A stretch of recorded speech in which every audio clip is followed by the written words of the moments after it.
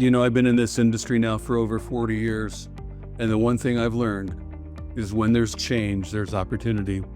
And so as we've seen a destabilized environment, it becomes an opportunity. You should expect to see change in your career. And whether it's Part D, Medicare Advantage, or Medicare Supplement, things have a way of going in 3-year waves.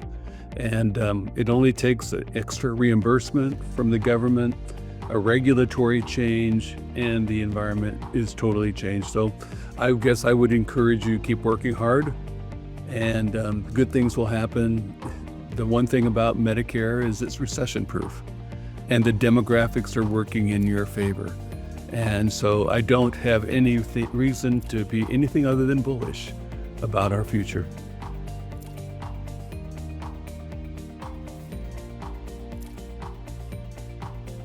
Medicare Supplement has been challenged with high utilization ever since the pandemic, when so many procedures were put off, and we're still seeing the effects of high utilization.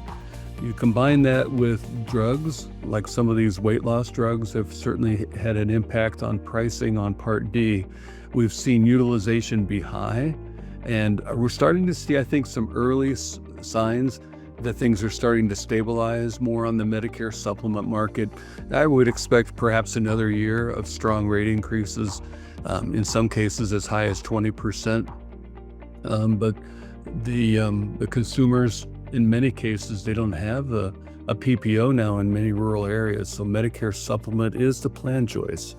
I would highly encourage you to look at high deductible G, packaging it with a hospital indemnity plan, and those hospital indemnity plans haven't had rate increases, or extra other benefits like dental.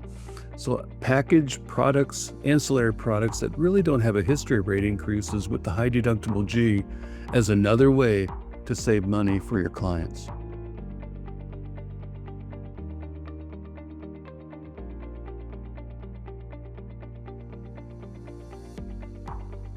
So how will new CMS regulations, even proposed legislation, how will that affect our business going forward, whether it's from a sales standpoint or from a consumer standpoint? And this early notice, this pre-notice, not the final rule, that came out from CMS was actually very good news. Scaling back the number of, if you will, hurdles that an agent would need to face. One of the ones I love the most is agents that do a Medicare workshop. They don't necessarily have to wait until the next day to do an enrollment. So huge change in terms of Medicare workshops, and Medicare workshops are very, very popular. People need information, they want information. In many cases, they're ready to enroll right after that meeting, and now that's being possible. So the January 26th is actually the date where CMS required all of the comments from their regulations, but it was really hard to pick, to be picky, if you will, on what CMS had proposed. There was so much good relief. We're talking about record retention not being 10 years, for example.